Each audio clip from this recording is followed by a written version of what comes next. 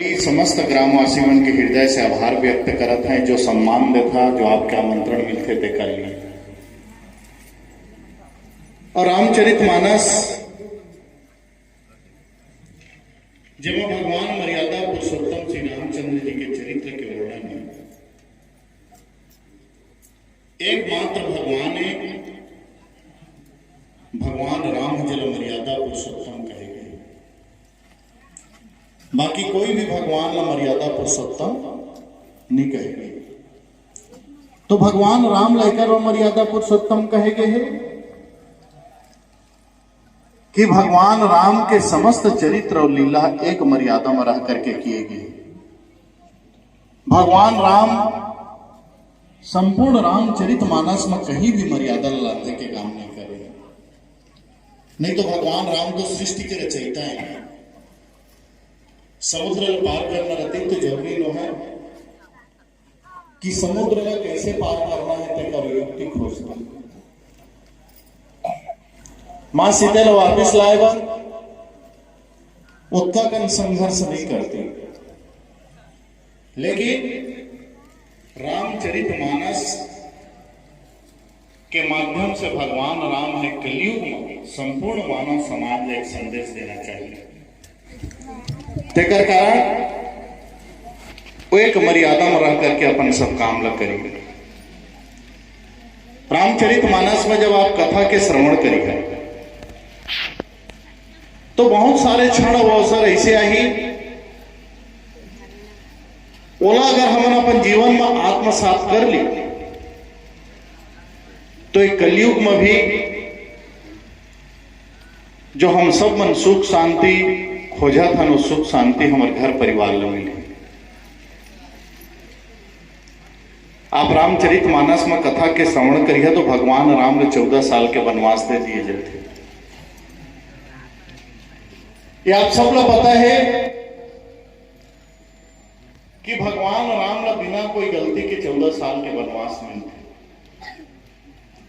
वनवास देने वाला राजा दशरथ पिता दशरथ ला भी मालूम है कि बिना कोई गलती के मैं भगवान राम ने 14 साल के वनवास देने, लेकिन धन्य भगवान राम एक भी बार राजा दशरथ या पिता दशरथ लय नहीं कहे कि आखिर कौन गलती के कारण थे मैंने 14 साल के वनवास दे। पिता के आदेश और राजा के आज्ञा सहर्ष स्वीकार करते हुए भगवान 14 साल के लिए राम वन गमन कर देते हैं। बाहरों बहुत सारे नौजवान साथी हैं, पंडाल के अंदर भी है। आप मतलब मैं कहना चाहा था भगवान राम से हम लोग प्रेरणा लेना चाहिए कि आदर्श पुत्र लोग कैसे होना चाहिए। आज के नौजवान युवा मन अगर माता पिता कोई काम जोम दे तो काम करना तो दूर बल्कि हजारों का नौकरी कर प्रति प्रश्न करता। यही रामचरितमानस में भाई भरत के त्याग भी है। जब भगवान राम ने 14 साल के वनवास मिलते तो अयोध्या जैसे राज्य के राजा बने के अवसर भाई भरत ला मिलते, लेकिन धन्य भाई भरत बड़े भाई के अधिकार ला समझते हुए अयोध्या जैसे राज्य के राजा बनना स्वीकार नहीं कर। हम सब मल्ला आत्मचिंतन करना चाहिए। आज हम कौन युग में जीवन यापन करत हैं। एक वार्ड और पंच के चुनाव है, पंच जैसे पद के चुनाव है तो भाई भाई भी चुनाव लड़ देते। और फिर सरपंच का तो कहना है कहा काबर के बड़कन पद पावर है। छोट मोट जमीन जायदाद के कारण भाई भाई में जीवन भर की दुश्मनी हो जाती। कहीं ओरछा के लड़ाई के कारण, कहीं पानी के कारण। अब एक भाई भरत रहीस, अगर ओकर से हम प्रेरणा ले ली तो शायद एक कलयुग में भी हमारे बीच के जो मनुष्यता है वो समाप्त हो। आज भाई भाई में जो भेद है वह समाप्त हो सकता। यही रामचरितमानस में मां सीता के प्रतिव्रता भी है। भगवान राम ला वनवास मिलते तो मां सीते ला कोई सजा नहीं मिले रहा है, लेकिन मां सीते अपन पतिव्रता के धर्म ला निभाते हुए भगवान राम के साथ 14 साल की वन गमन करते थे। अब आजकल मोर महतारी हो, मोर बहनी हो, नाराज मत हुई हो, बेटी ला बहनी ला विदा करें थोड़ा गन फोन आ गीस, ये मोर ससुराल के मन दुख दे थे तो का दुख दे थे, काकर गलती थे खोजे नहीं जान, पहले थाना में जाता था।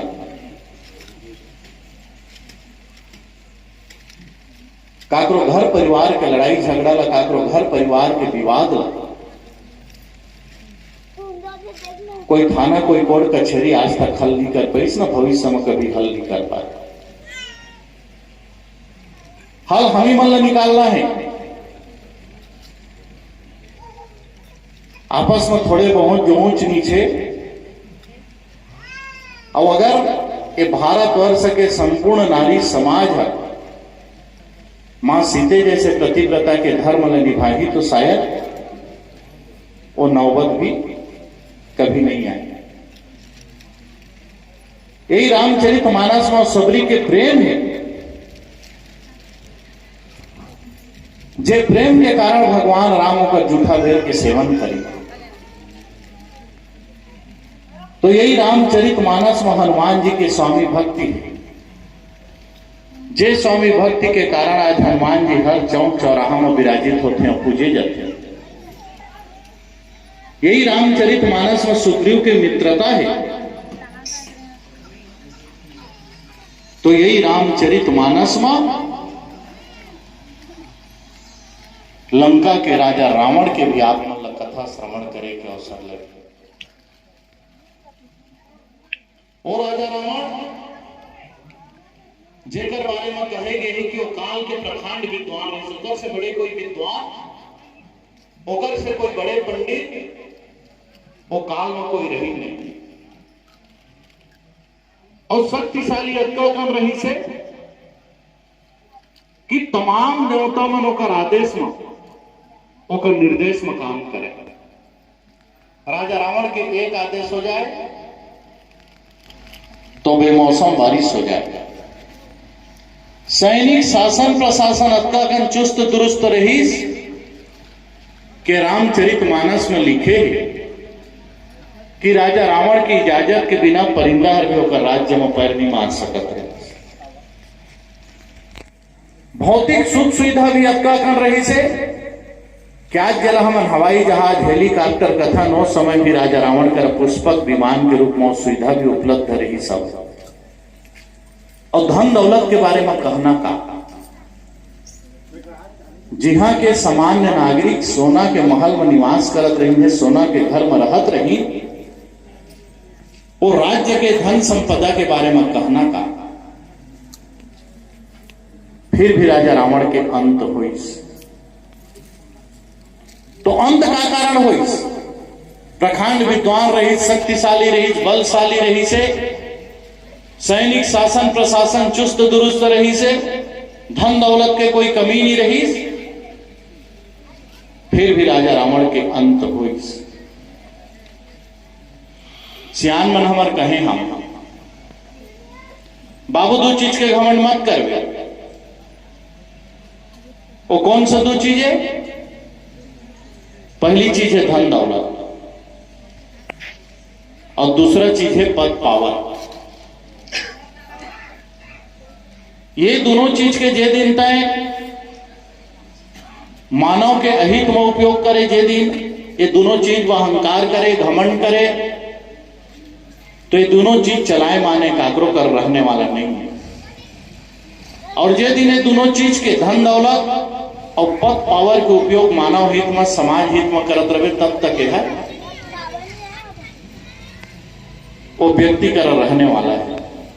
और राजा रावण के अगर अंत हुई तो कर अहंकार के कारण हुई, ओकर अन्याय के कारण हुई, ओकर दुराचार के कारण हुई। मैं आप सब मन कर निवेदन और प्रार्थना करना चाहता, रामचरितमानस के प्रत्येक शब्द, प्रत्येक दोहा, प्रत्येक चौपाई में एक आदर्श मानव कैसे होना चाहिए जो है हम लोग सिखाए हैं। बल्कि जो सकारात्मक पहलू है